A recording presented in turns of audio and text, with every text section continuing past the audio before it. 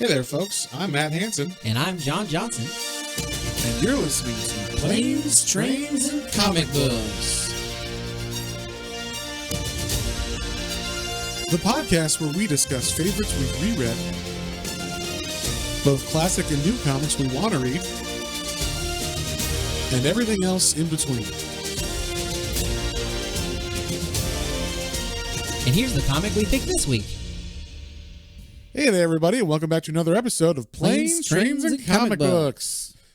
You might have noticed we got a little new intro. An epic intro. One deserving of a superhero team or podcast or whatever. I don't know. We don't only do superhero stuff, but you know, we cover a lot of superhero stuff. But specifically, so we have to give a shout out. Yeah, big shout out to a fan of ours who does music. His name is Pasta Cat Studios. Is that what it is? Pasta Cat Music. Pasta Cat Music, I think.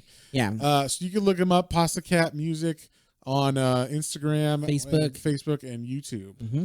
So, and he does some epic arrangements. Yeah. So he does arrangements that you don't even think of. Do you like that song Old Town Road? Do you like Irish folk music? Irish jigs? Well, guess what? he did a cover where they're together, and yeah. He does like really awesome epic stuff like our cover or our intro, and then he does like kind of his own stuff too, and then like some fun like mixes. Yeah. It's cool stuff. Check it out. He's got a couple albums too. He's got an 8-bit video game sounding album, and he's got I guess it'd be called Posi something orchestral. Yeah, he's really good at orchestral stuff. So, I mean, this guy should be scoring movies and stuff. So, give him a listen if you will. But thank you again, Pasta Cat. Thank you. We appreciate it. And so anyway, this week we're doing a little comic you might have heard of. It's got a little buzz this week specifically because we didn't time this either. We were just, hey, we should read stuff. And then it was, hey, that's coming out. So this week, you might have heard the show on Amazon Prime. The animated show just came out called Invincible. And we're reading the comic Invincible that it's based off of. And so, you know, it just kind of worked out that way. We actually did not plan that at all. And then John was like, wait a second. That's coming out this Friday. And I'm like, oh, cool. Well, that'll be good. Well, that'll be good timing. Yeah. So, and we instead of reading one volume, because I have already read this and John had not. So I knew a little, like, we should read more than just the first volume. So we actually read the first 2 volumes, which is the first 8 issues of the series. Yeah, it's a really quick read anyway. Very so quick. Yeah. Yeah. And I would highly recommend that to anybody, especially if you're like used to reading superhero stuff. If you never read superhero, then you could pick up the first trade and be like, yeah, it's fine. It's good. But like, it's definitely, it's trying to lull you into a sense of, yeah, I know what this is. It's a superhero origin story or whatever.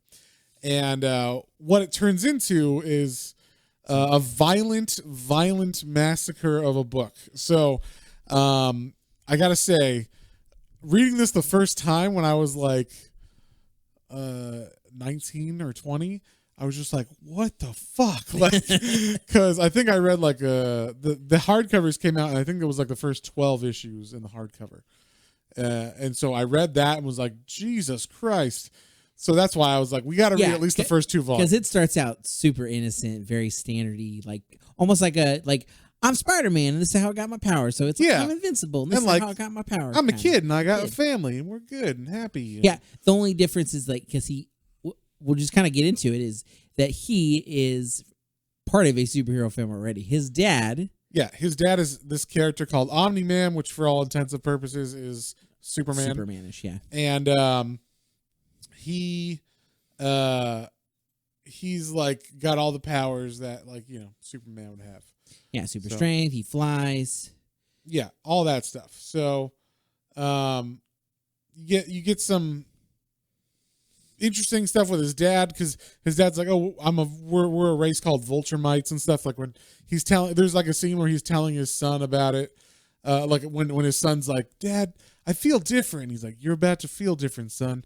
You're gonna get like hair in weird places, and you're gonna start liking girls. And Also, you're an alien race called Vulturemites, and I'm Omni-Man, and it was kind of cool because he's like, it's like a perfect society. There's no illness, there's no war, there's no nothing, and so I guess they send people out. Yeah, and they send out people on these like they volunteer and they go on these little like we're gonna do like fact finding missions and like go to these different planets and learn everything about everybody. Nothing bad or weird about that. Definitely. And so this is actually very similar to me to like Dragon Ball or something where like we send a Saiyan to a planet and then, they're supposed to take over the planet and then, then we incorporate them, although they don't sell the planets or whatever. But since you don't know future stuff about things, I will try not to spoil anything for you, but obviously it's more than that. I'm excited. I mean, you can tell from the end of this issue, it's more, or the end of his trades, it's more than that. So I was hoping you would already figure that out. Oh no, I thought that just happened on accident. Oh, it was he slipped. He slipped. And, anyway, we won't spoil the end yet, but we're not going to bury that lead. But for sure, this comic starts out very unassuming. It's very like, standard superhero. I've read this before, especially if you've read like Spider-Man or one of those. This kid is finding his powers, and his dad's helping him out, and you also get to see like how the family dynamic is with the dad. Like the mom's always like making dinner, and then the dad just flies in and is like, "Hey, how's it going?" And she's like, "Oh, you're like an hour late for dinner," and he's like, "Sorry about that, but like, monster." Or whatever. I was saving it. Yeah. They turn on like they were turned on the TV at one point, and they're like, "Wait, like, have you seen your father?" "No, I haven't seen him yet." And they turn on the TV, and like, downtown there's a big dragon, and yeah, and so like that's like how he goes through life. Basically, is now he's in high school. He knows his dad's Omni-Man. He's kind of been waiting for his powers to kick in, and they finally do. One day. Like the comic starts with him not having powers and him being like, "You said this was going to happen like 4 years ago, Dad, and it hasn't happened yet." And like I got the girls, like liking the girls thing. I've hit puberty. I got hair in weird places, but I haven't got my powers yet. And then finally, after work one day, he is throwing away the trash, and the bag. He like goes to chuck the bag into the dumpster, and it just flies into space. Yeah, and he's like, "It's about time! Like, finally, I got superpowers." So. But yeah, the dad, it seems like isn't a bad dad either. Like he's trying to be there for the dinners and the important stuff. And him and the mom actually have like a relationship where they like have sex and, like, I mean, they obviously are in love. You can tell, they're like, in she love. worries about him, and, he always like, "It's okay, honey. Everything's going to be fine." And Yeah. And so basically like, we find like he tells his parents, "Oh, I got my powers," and they're like, "Oh, that's good. We should train sometime." But then like you see him try to kind of go on his own without training, and see him fight some bank robbers or whatever, or jewelry robbers, and like it doesn't go as well as he would have hoped. And then the dad's like, "Well, you like we need to get you a better suit, because first thing first, he like just threw on like a scarf, bandana. Yeah, I like that. The guys that rob the jewelry store are like, "Are you here to fight us or rob us?" Yeah, yeah, I thought that was funny. But there's little humor in this one that's really fun. Yes, and in this one, that's the thing. Like Robert Kirkman, this was at the time he just had Walking Dead and this, and it was kind of like, wow, they like are totally different books. This one's kind of funny superhero, and that's like very violent gore. Yeah, whatever. We jumped in. I'm so sorry. This one is by Robert Kirkman. Yes, we didn't say by Robert Kirkman. This original story, the first 8 issues that we read, are by Corey Walker, as on the art, and he was the only thing that we kind of like nitpicked at on this, or at least that I nitpicked at. Yeah, I was fine. Like, it was serviceable. It's fine. I was surprised though, because I am used to Ryan Otley, who did the series for over like 120 issues. I don't know where he starts. I think it's after issue 8 or 12 or something. Definitely after 8. But definitely after 8, because this guy Corey Walker drew all that stuff, and you're not a terrible artist or anything. It's serviceable. It just ain't Ryan Otley. And I was like, what is wrong with this art? Like, why is this not Ryan Otley? And I'll make a specific note. Like, I know that Matt is like this for a long time, because I remember when I first met him years ago, he actually had a poster of Invincible up in his room, and yeah, like he was badass looking. This was in 2006. Yeah, and so yeah, like looking at this, and then he showed me the difference of when the other artist comes in. I was like, oh, I remember like that poster, and then he showed me some other art in it, and it's night and day. It's just the detail. Yeah, it's like there. It's like good, like so, like yeah. This comic here with Cory Walker, it is like it's serviceable. It looks fine. Like there's no like hardcore detail. It's you're getting the story and that's good. And then go to Ryan Otley and it's like fine detail. Like he looks way more muscular. Yeah, everything and not like well fleshed out. Yeah, like he looks like a superhero, and I guess it kind of makes sense for these early issues that he's a kid in a costume in these first ones. Maybe he hasn't got the definition yet, but there was just lack of definition that I wanted or that I remembered in the series that I was like, oh yeah, Ryan Otley didn't draw the first couple issues or whatever, so or at least the first 8. And so, but the first trade is kind of like by the numbers superhero stuff, except there's one storyline that kind of shows you this is a little bit different than a regular comic book. There's kids have been going missing and then like showing up exploding and shit. They have like bombs tied to them that are like part of their nervous and they'll wake up at like whatever. the mall and then all of a sudden they're like, what's going on? And it'll like blow up the whole fucking mall. And like, so we're like, wow, okay, like kids are dying. That's kind of an intense storyline for a superhero comic, like, and pretty graphically blowing up. And then like you find out that the main bad guy who's doing this is a teacher that was like a jerk to him earlier in the day. Yeah. And like he's like the chemistry teacher or whatever, and it's just like, like he's just been going around and kidnapping kids that are responsible for bullying his son into killing himself. Yeah. So right there, you're like, okay, that's a pretty heavy storyline. But then he's kidnapping these kids and then making them kill themselves. Yes, exactly. And so, it's. Making them explode. Like he's tying this thing to their chest.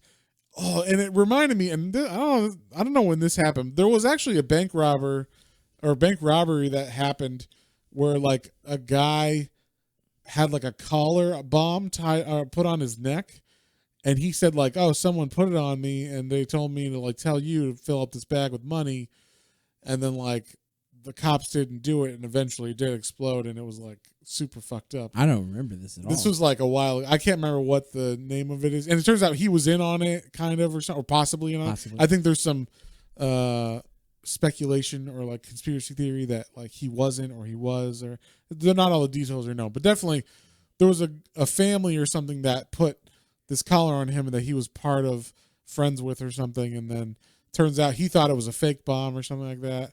Or he thought it was a fake bomb, but then it ended up being real. And then, wow. So it was just this whole mess. But it reminded me of that, where like this guy is like strapping these things to people's chests, and it's like tied to their adrenal glands or something. I think they said once they start freaking out or whatever, then it like goes off, and there's like a timer set by that.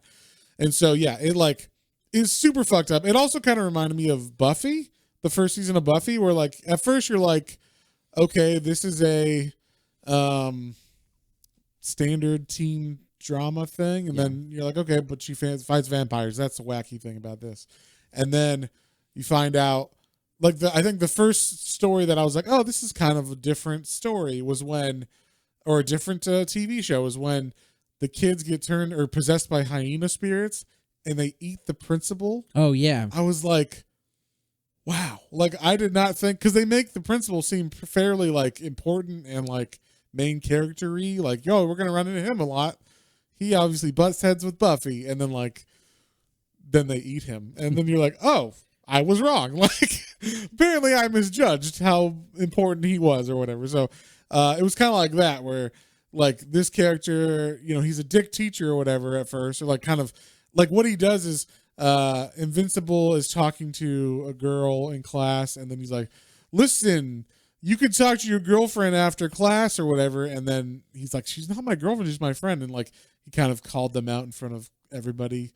And he was like, oh, I didn't realize. But anyway, stop talking, in class. So, yeah, that was like, the fact that he was that evil, where he's like murdering his, class kids or whatever.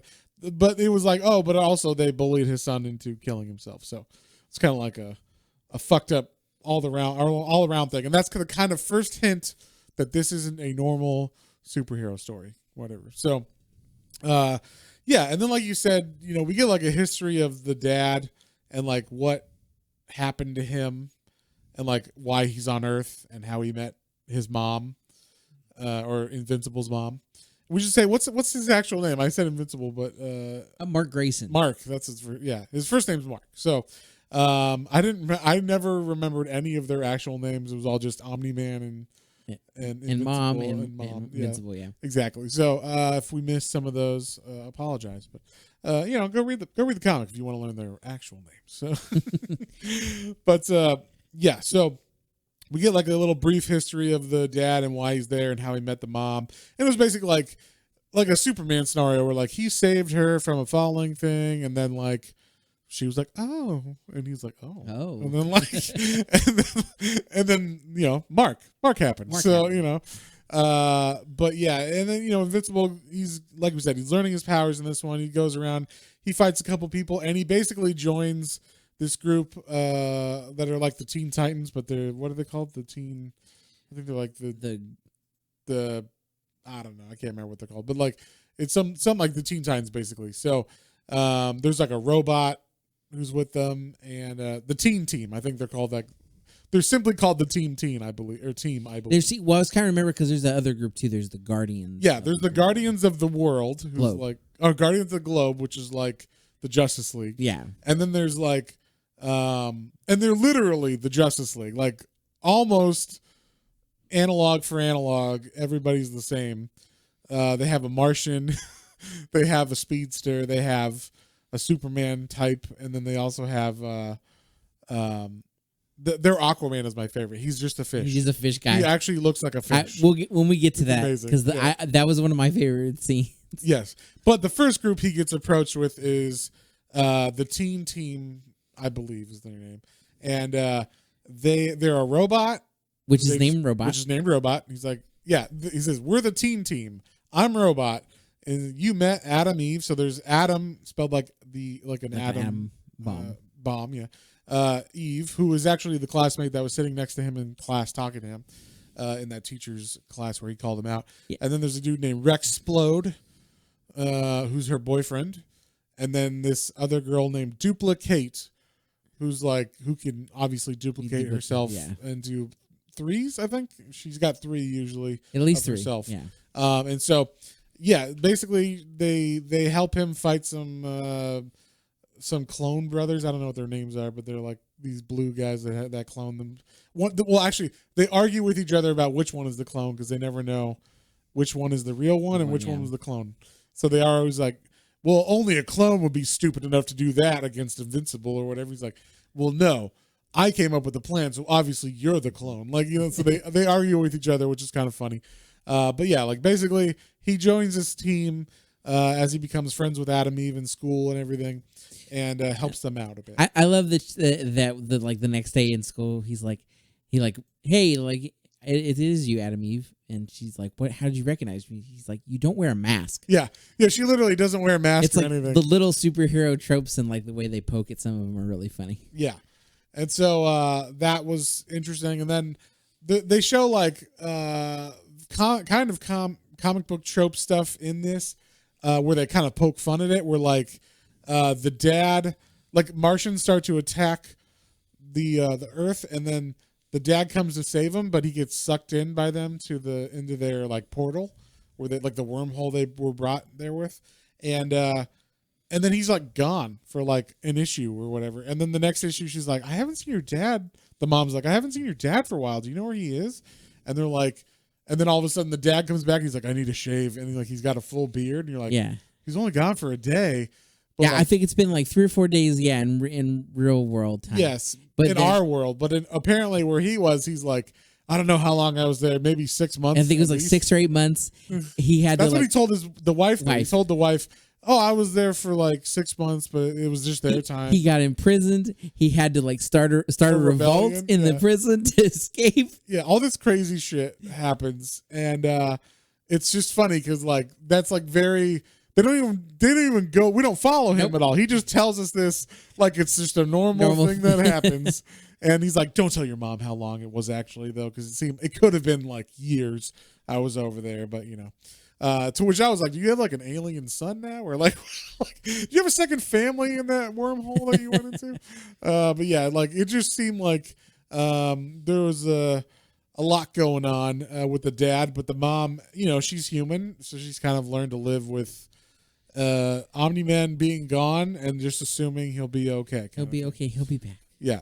And so that was interesting for sure. That and like the first trade is just these like 4 issues. So it's pretty like simple how they started off kind of thing.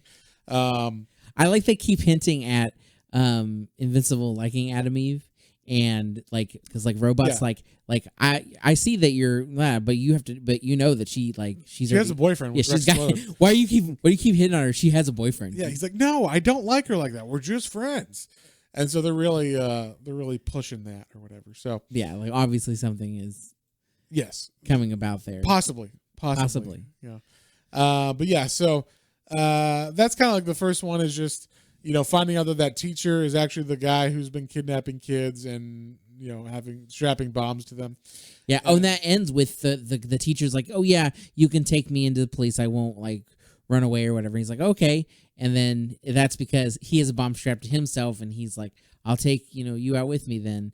And but Invincible like pulls him up in the air and like just punches him away really far. And yeah. And he like, when in doubt, throw into space. Yeah, throw into space. So yeah, like that's the first story arc, basically, where you find out, okay, you get to see some stuff is very much like superhero tropey, where it's usual superhero stuff. So much so that you're kind of like, oh, this is like very pedantic and by the numbers, and it's supposed to be like that because then you get the second trade, and the second trade is much more fucked up. So even though the first one had some, like it sprinkled it, like here's some fucked up stuff for you to like, oh, this isn't a normal world. But it wasn't overly bloody necessarily or overly violent, I didn't think. Maybe because it's an Image book. I don't know if we said that earlier. This is an Image book. So it's not one of the big two. It's not Marvel or DC. And they can't show as much violence, generally, as Image can. So Image can get a little bit more bloody on the page, but this is like even more than that normally. Yeah. And it's supposed to be because it's supposed to take you out of it later on when we get to that bloodiness. But so it definitely chapter 4 of this one, which is number 8, is where Ryan Ottley becomes the main artist. So, and you definitely tell because he really, really picks up like whoa, a lot more detail in this one. So, but it starts right off. I thought this was like a funny story arc. How this first issue, Mark's studying in his room and he gets a call from his dad, and his dad's like, "I need you to go up to like this area in space." In space. He's like, in space. He's like, you can hold your breath. Don't worry about it. He's like, Dad, how long? I know I'm super, but how long can I hold my breath? He's like, I can hold my breath for up to like. I think he says like 8 weeks or something. Yeah, something like that. So you can definitely hold it for a couple hours at least. At least a couple hours. And so he's like, oh, okay, So he's like, just meet at this place. Something bad's coming. Just you'll know when you get there or whatever. And so he goes, takes a deep breath, goes into space, and then he's like, now what? And then all of a sudden he gets sucker punched by some alien that's just flying around. He's got one big Cyclops eye, and I like this character a lot. He's super fun. But like they start fighting, and he starts talking to Mark like telekinetically, like in his head. So he's like, oh wait, you're new. Like you're not the guy that I fought last time. That's interesting. And then Invisible's like, wait, how are you talking in my head? He's like, how else would I talk to you in space?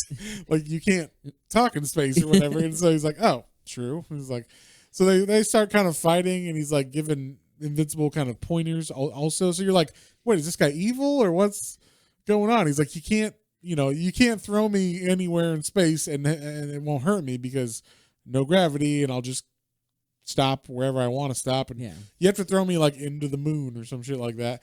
And then he's like, oh, thanks for the tip. And then he like throws him into the moon or whatever. Like, so shit like that was funny.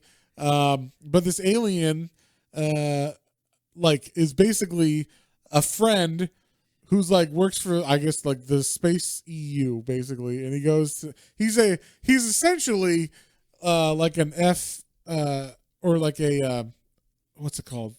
Like the people who give ratings at restaurants, like a food, like. Oh yeah, so he's like the person inspector. Yeah, he's an FDA inspector, or restaurant inspector, like a food inspector. So he'll like walk in to a planet and be like, "I'm your superhero inspector," and then fight you. And then if you can like best him or whatever, then he's like, "Okay, you're a well defended planet." Yeah, he's an evaluation officer. Evaluation officer. Yeah, he's looking to every place that in this system has a champion of that plan or whatever, and he evaluates him. His name is Alan, by the way. Yeah, I forgot. Fantastic. Very simple. Alan the alien. Yep. And so he's like, and he's confused because he thinks this is the dad, and he's like, wow, you look a lot younger. So like, don't you remember the last time you like tried this when you were fighting me? And he's like, what are you talking about? Like, I've never fought you before. And he's like, you did look kind of young under there. But he's talking about his dad. He's fought his dad before, and apparently he's come by Earth every 3 years to evaluate. And then so they fight, and Invincible does okay, holds his own, and then he's like, perfect. Well, that was the evaluation. And he's like, evaluation? What are you talking about? And he's like, well, let me explain. And he like explains that he's an evaluation officer and he's got to do this stuff. And then he's like, yeah, I'm the evaluation for Urath. And he's like, Urath? What the hell is Urath? He's like, this place, isn't it? And he's like, no, this is Earth with an E, not you. And he's like, oh crap. Yeah. He's like, man, I've missed Urath's evaluation for like 15 years. Yeah. So basically the dad's been fighting this guy for 15 years for no reason, but the dad just fights him and they never talk. Whereas Invincible was like, what's going on with this? Like, why are you being so weird or whatever? So it turns out actually, him talking was like good. Good. Like, yeah. That's how. So it's not always about fighting, Dad. It's not always about fighting. Yeah. His dad, when they get back down, he's like, man, you were finished with that early. He's like, I talked to him. He wasn't even supposed to be here. Yeah. It's like, oh, okay. Oh, that's fine. I always just went up and punched him when I saw him coming. Yeah. So that's pretty much that issue. It's just this fight. And then he comes back. I thought this was funny. He comes back. He's got a Science Dog poster on his wall, which is actually another comic written by Robert Kirkman. But then he comes back and he's like, oh, fuck, I forgot I had homework still. So he's like, he's still got to finish his homework even though he's tired. So then like we get some father-son bonding. We're like, they're playing catch around the world. Around the world. So yeah, the dad and him are facing back to back. And so the dad's talking to him, but he's talking away from him. He'll throw the ball, and then like 10 seconds later, the ball will end up coming towards Invincible. Yeah. So it's kind of funny how they play catch. But yeah, basically, they're trying to just help him learn, kind of thing. And this is the one where we see that there's a lot of love still between the father and the mom or whatever. Yeah. It's like, are you going to do, no, Dad's taking the day off. You have a good day at school or whatever, son. Yeah. It's like, I'm staying home with your mom, having some quality time. Wink. And of course Mark's like, ew, I never need to know that. It's like, what's away. But yeah, so we get kind of more initiated into the teens, the teen team and what's going on with them. But and we also, this is also where we hear about the first mention of the Guardians of the Globe. Yeah, they're doing like I guess kind of like auditions. Yeah, like to see, because I guess one of their members lost his powers, so now we're like, okay, we need someone to replace him. So they're doing, like, some people in the teen team are like, oh, well, I'm going to audition for this, and it's going to be awesome. There was one thing I didn't quite understand. There's like this weird thing that bursts out of the school. That's like this cyborg we'll call it. Thing, yeah. Do you know what that was? He just burst out of the school one day while Invincible's at school, and then like nothing ever happens in this from it. So I'm assuming he's just planting a seed about like what was that? And I then, think like, must be address it later. I remember seeing those in the comic earlier, like later on, but I don't remember like what they're about. But basically, these weird cyborgs that apparently were like bursting out of the school, but then like kills itself. I'm not sure exactly what's going on, but like. It seemed like it killed itself on this big spike at school. It was just kind of weird to me. It comes out of nowhere, and then it's done. So he doesn't really have to fight it. All right, that was weird, but it killed itself. Yeah. So anyway, back to school. This school is just like Buffy. Just shit happens at this school. And then everybody's like, stuff. like there's an explosion, and everybody looks, and they're like, okay, and then they just go anyway, back to anyway, back to Division or whatever.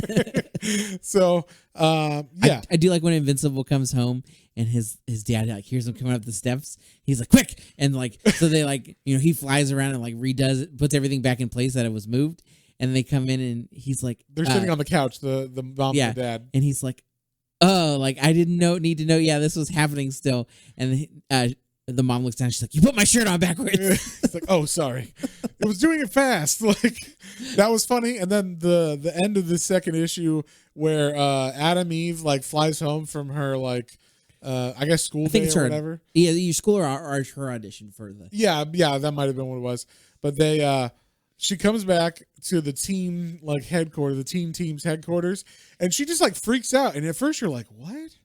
What's going on? Because the issue ends with her flying to like their thing is on top of a bridge, like their headquarters. So which is funny. It reminds me of like the Teen Titans, Big T. Big T, yeah. Shit in the middle of nowhere.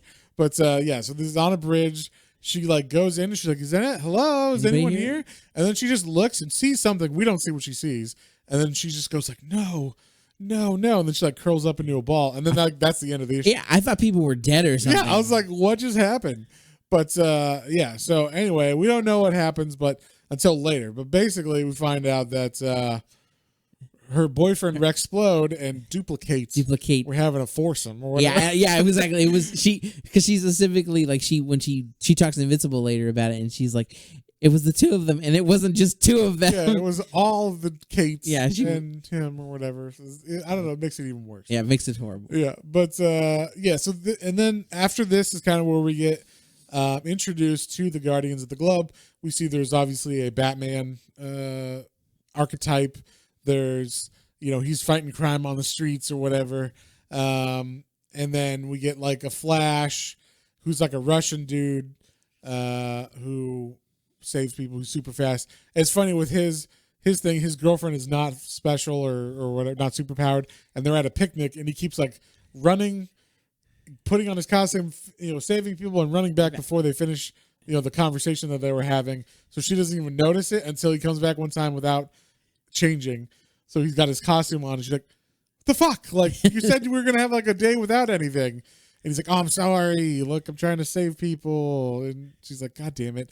And then like he gets a little ring from he gets called away. Batman gets called away when we get introduced to him. It's like a distress signal. It's the Guardians of the Globe. Everybody come back to the headquarters. Something's going on. Then we get Wonder Woman's analogy or archetype. I don't remember what she's called. War Woman. That's right. Yeah. I was like Warrior Woman, something like that. But yeah, basically we see she's got a girlfriend. So she's gay in this, and basically it kind of goes through her past where she's like basically a god. She's the daughter of like gods or whatever. Kind of like the newer revamped origin of Diana. Wonder Woman. Instead of just being like, oh, it was clay, and they like made her, they like gave me life or whatever. But like, yeah. So anyway, we see like a little bit of her history, and then she gets called away as well. And then this is the best one. This is the best one, yeah. So we go to Atlantis, it says, and there's just a fish man sitting on a throne, and nothing's happening. Yeah, he just looks. He just like, I wish something would have happened. I'm under the ocean, sitting on my throne, and then like his watch goes off. And he's like, finally, some action. And he starts flying or swimming, I should say, swimming away. And then you see like there's a Martian Manhunter dude who's like fighting some guy in space. And then we see the guy that plays the Martian can like change. His name's Martian Man too, which is great. Because Martian Man without the Martian hunter. Man. Yeah. And he could become human just like Martian Manhunter. Then there's a guy, I don't know who this is supposed to be an analog for, but he's got to like swallow something, this like weird thing. And when he does, he becomes the green, what is it? Like the green I guess maybe it's a Green Lantern archetype. It might be. Instead of a ring, he has to like. He's like the Green Ghost because he has to like. He doesn't make. He like can teleport. He's like Katie Pryde. Katie Pryde, okay. Or Kitty Pryde, I mean. So like he can go through stuff like her. So he's not like Green Lantern, but I don't know. He just has a weird thing he has to keep, like a trinket that he has to keep inside his body so that he can have this power or whatever. So he has to like throw it up in between using it or whatever. So he's like, God damn it, I forgot to wash this thing. Or like he throws it up, then they're like, oh my God, we got our emergency call. And he's like, God damn it, I don't have time to wash it. And then he's got to like swallow his like vomit covered trinket or whatever. Thing, yeah, so it's weird. But anyway, so they and then we see the main guy, his name's what's his name? The Immortal. The Immortal. So he's the Immortal is basically your Superman. And he's super strong and super powerful, and he's like fighting this guy, and the guy's like, I will not, I'm like gonna go out with a bang. I found out I have cancer, so there's nothing left for me to lose, and you're all gonna die. Denver will be glowing and everything because he's got like a atomic bomb. And then the Immortal's like, good to know, and he just like throws him, and he's like, when in doubt, throw into space. Because he doesn't have anywhere to put him. So, like, either blow up and make Denver nuclear or throw him into space. So, I thought that was funny. He also gets called away right after he does that.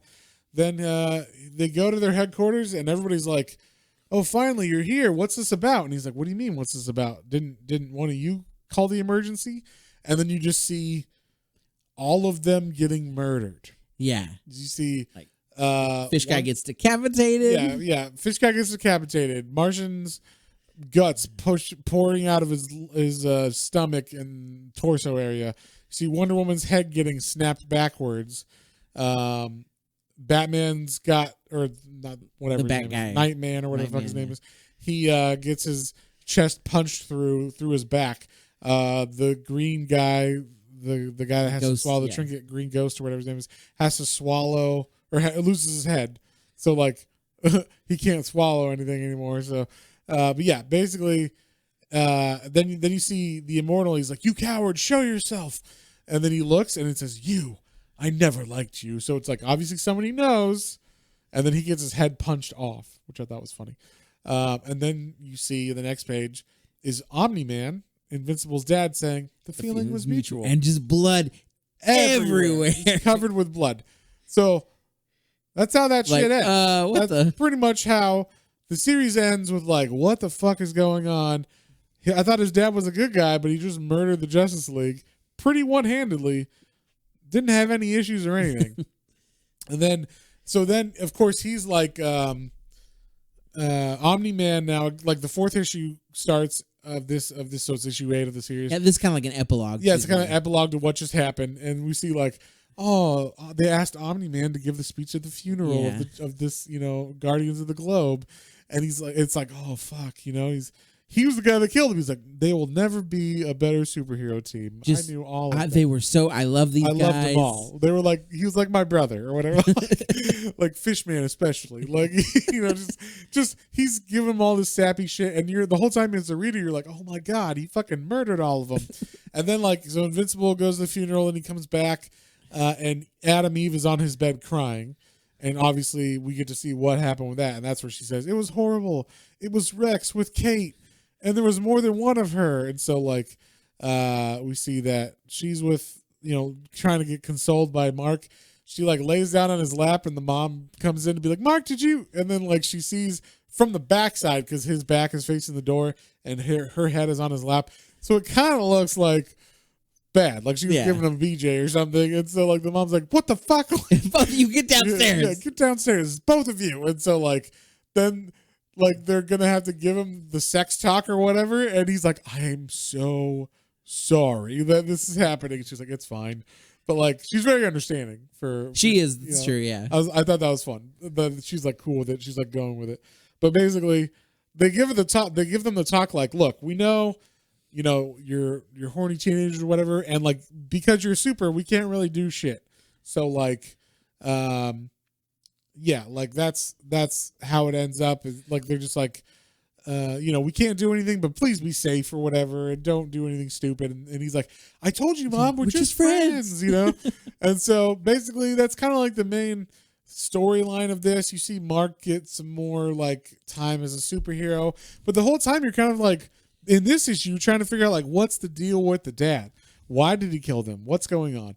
Also, I really like there's a great character in this what's his name, the demon, I think it's like Demon Detective or something, like, and he's a guy going around. Apparently I wish this was a real character that had its own series because it's very cool. He's a demon who is trying to have penance for all the souls he's taken or whatever, or like all the bad he's done.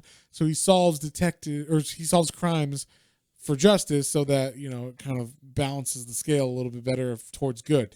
So hopefully he won't go back to hell, but he like escaped hell and he could stay on Earth as long as he does good stuff. And then if he does bad stuff, then he's got to go back to hell kind of thing. So, but in this, as you were saying, at the funeral, when they show the funeral, we see Savage Dragon, Super Patriot. And I only know these characters because in the 90s, they hardcore pushed the IDW comics. Image Comics, pardon me. They hardcore pushed these. And then, like, because I remember my mom, like, but back before I was, like, picking my own comics, you know, my mom would be like, I grabbed you some comics from the store that day. And it was, like, Spider-Man and then Savage Dragon. And I can't believe your mom bought you Savage Dragon. Well, she probably would just like... Yeah, they were just like, oh, look, he's a cool-looking character. Or this is a comic book. Yeah. Surely there's nothing bad in this. Savage Dragon is not a children's comic book. Especially, like, nowadays, I heard it's basically, like, super sexually explicit. So yeah.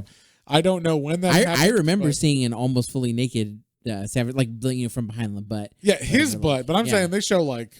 Oh, yeah. Hardcore nudity in the new issue. Yeah, because also, this was the first comic. I remember, like, reading through this, and, like...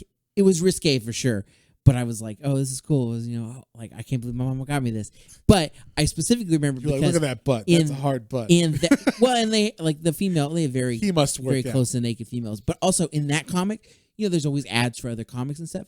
That one, I would see ads for another comic that I was like, I want to read that one. Witchblade. Oh yeah, everybody loves Witchblade. Yeah, I all I knew was like I saw there were figures that like I guess McFarlane Toys made at the time. Yep. And I was like, whoa, those are some curvy ladies. Great costume. And then gotta love that costume. I would get ads for it, and I was like, that's just the cover? I'll be in my bunk. So that's the cover. So I knew there was something a little different about these comics. That's amazing. I remember one of the few times I ever went to a comic book store when I was a little kid. Because like for some reason I missed going to the actual store.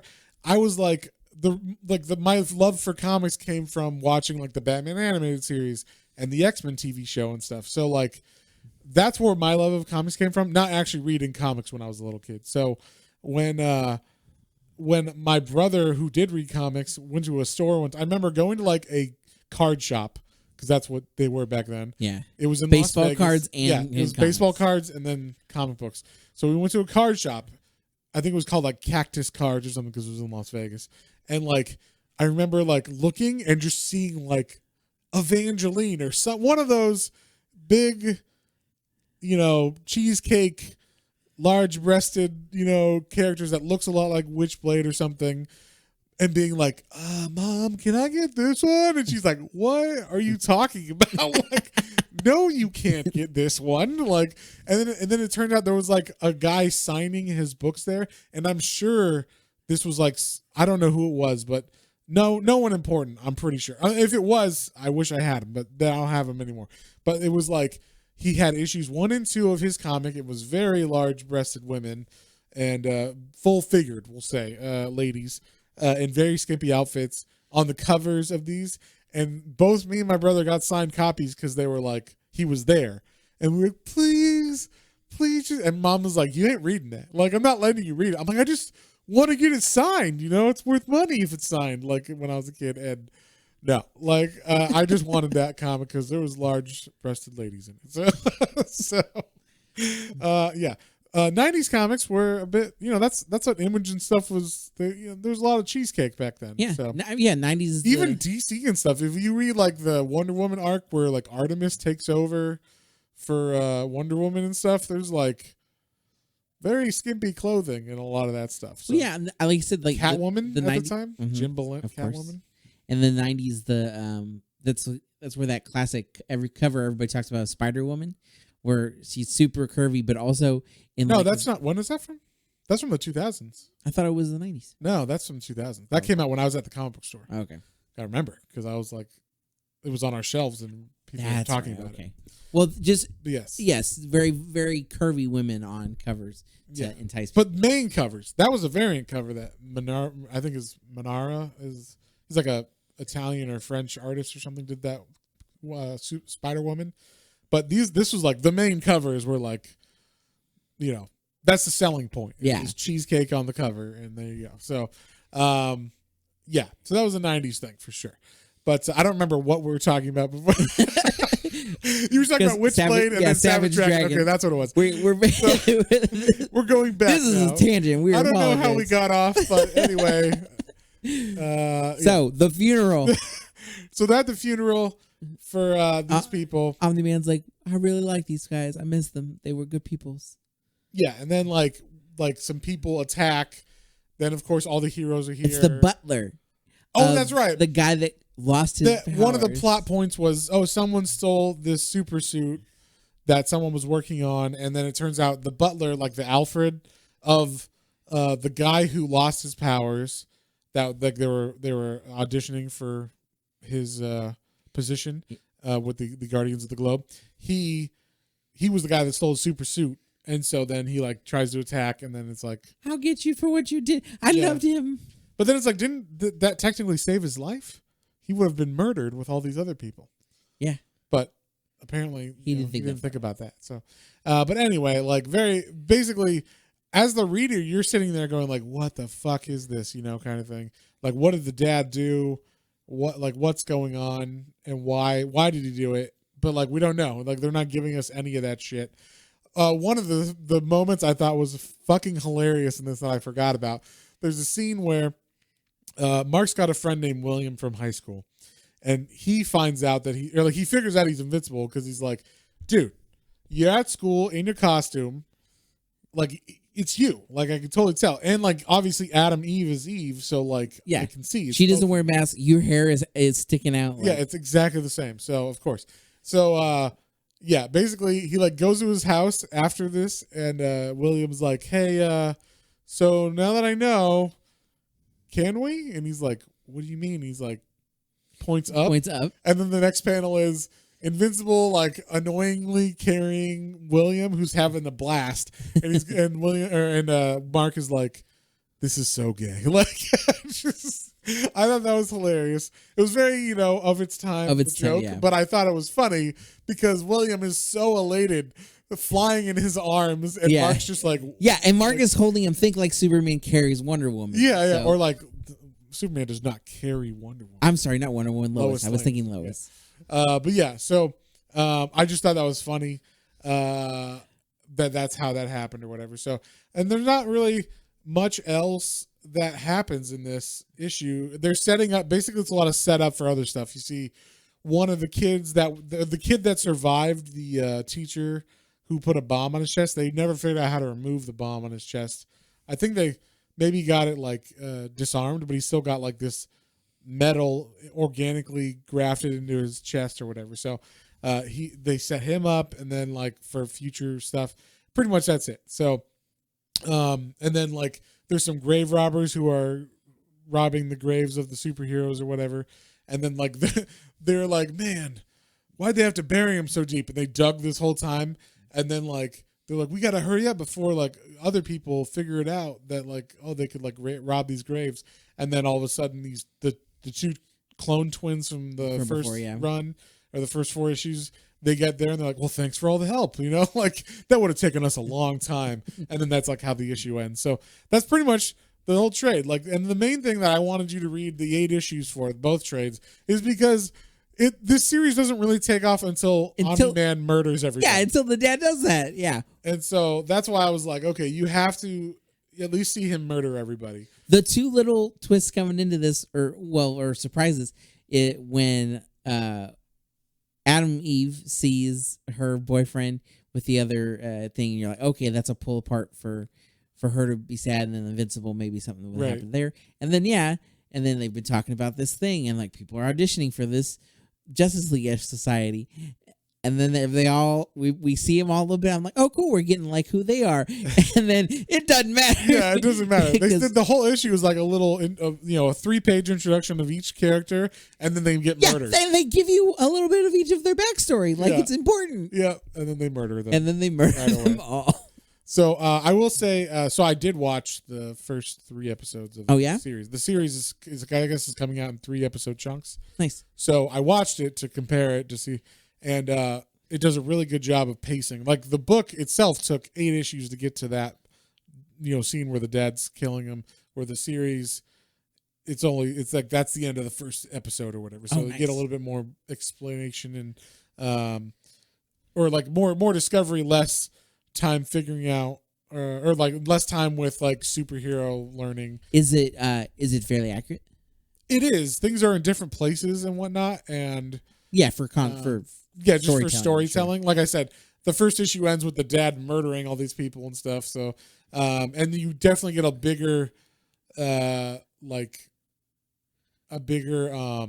introduction to the Guardians of the Globe, stuff like that. I asked because I might go watch that just to see it and get it out. No, you should. So go back and read the next, because I want to know what happens. Oh next, read the next one. Yeah, I mean, I'm gonna do I think a little review of them tonight. Oh, nice. So be on the lookout for that, everybody on YouTube.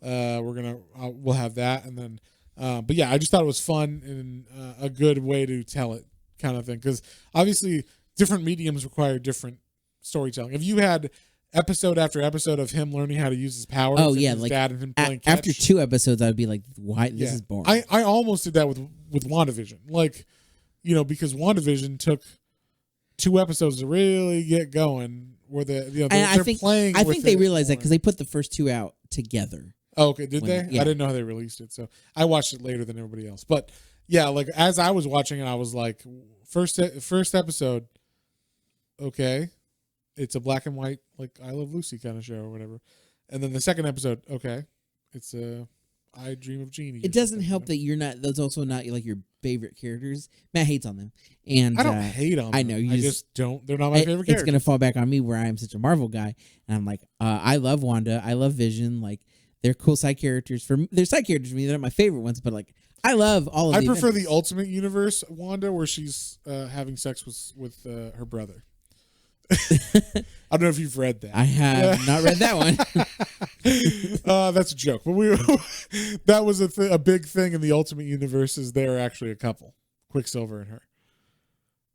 But they're not. They're a couple, but they're not brother and sister. No, they are brother. Oh.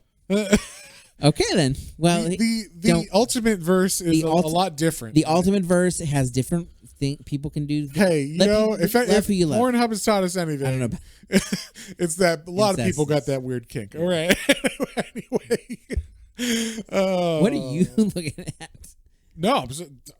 What is the Earth looking just from at, what John? You've seen. Oh, okay. Yeah. Okay. What are you talking? You saw a title of, or like a section. Gotcha. John is digging a hole. It's very for you. I'm trying to help you out of your hole. He's digging a hole for me. It's deeper and the longer. I've never seen anything like that. I don't even know what this hub of porn is. Talking about. Anywho, what would you give it? So, what would I give Invincible? I'm giving it to you. I'm going to give. Okay, so I'm going to grade this like I haven't read 50 plus issues of this. I'm going to grade it like this is what I've read of it, and if I had not seen the Otley artwork and all that stuff, so I'm giving it a fair shot of like getting a higher grade. So I would give this because it's such a fast read that, like, even though it is a by numbers, story at first, and it's a little bit like, all right, when are we gonna? Why would anybody like this book? It seems pretty, standard. Once the little peppering of the not so standard stuff comes in, then you're like, huh, all right, and it like really intrigues you and wants to bring you forward. Then when his dad murders everybody, that's like the big like, what the fuck? So I'm gonna give this an 8, like a solid 8. I will say, if knowing that the art was better in the future, I would give it a 7 probably. But I'm grading this on its own. The art was serviceable. It wasn't anything spectacular, but it wasn't bad, especially if you hadn't seen the Otley work first. So if just on its own, I would give it an 8.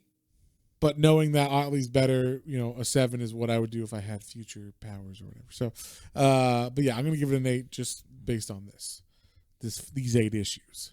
Because it does get, I will say this, everything that is set up pays off. Like, Kirkman really sets stuff up that, like that robot that burst through the school. Yeah. You're like, what the fuck was that? And he kills itself, but then you're like, and they move on real quick. Like, anyway, back to school or whatever. But like, that gets set up. That comes back. Same with everything else comes back. Omni-Man gets explained. Way fucking cool storylines come from that. Like, everything gets a payoff. So the kid with the bomb on his chest, that gets a payoff. Everything gets a payoff. Nice. So Kirkman really, really develops this world and pays off all these little things he puts in. Nice. And that doesn't always happen.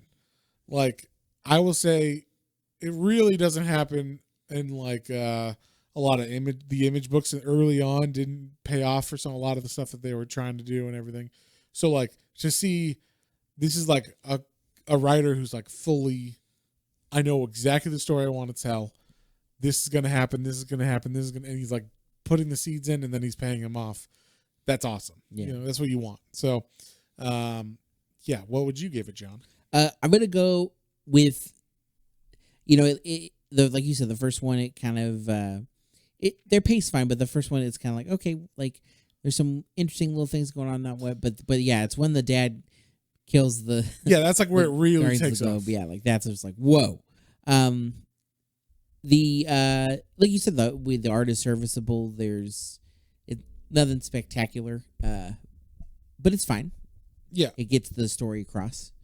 I would say overall I would probably give it a 7. Like I definitely I want to keep reading this. I want to see where it goes. Yeah, especially now. Now that all the shit's happening. But I just remember I'm glad that we read 2. I'm glad you suggested that. Yes, because if we just read the first trade out, you'd be like, it's fine. Like, yeah, it's okay. It's like a 6 or 5 or something. Yeah. Just because nothing really happens in it too much. I mean, there's a little bit of story stuff, but like, it's kind of like watching, I'll just bring you back to the first season of Buffy. We're like, yeah, okay, there's some good stuff in it. But then it doesn't really pick up till like second or third seasons. And then you're like into it by then or whatever. Whereas this, I was like, you have to read the part where he kills the Justice League, basically, like, or the Guardians of the Globe. And so, yeah, I agree. Like, 7 is a good one. I'm going to give it an 8 just because this sets up so much stuff. And I feel like with he like builds this world really well in these 8 issues so that you get like complacent and you're like, yeah, I know what's going to happen. I know what to expect. And then, holy shit, that's not what I thought was going to happen. So like, I think he does that well. So nice. I'm going to give it an 8. You're going to give it a 7. Like I said, I'm going to do a review of the first 3 issues episodes of the Amazon Prime animated show of this. And look for that on YouTube tonight or tomorrow, something like this week sometime.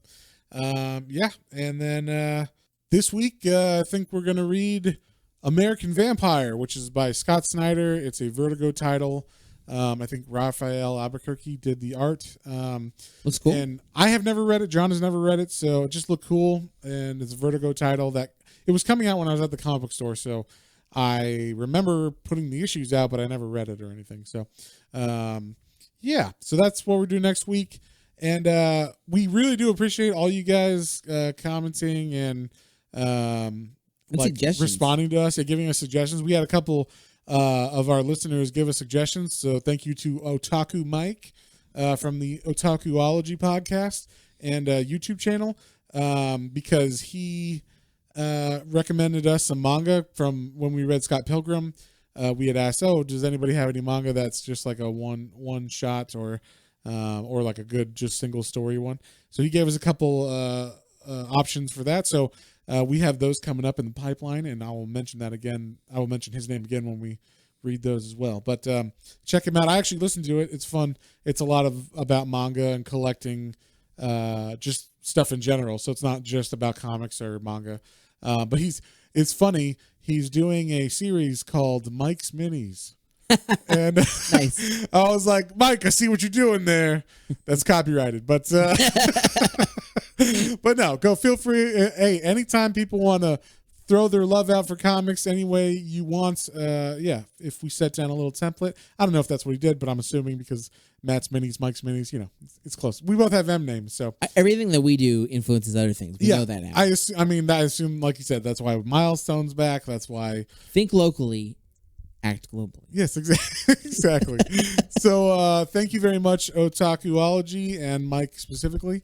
And we will see you on the next one. Yep. Don't forget to check out our Twitter, YouTube, Instagram channel. All that stuff. All that good stuff.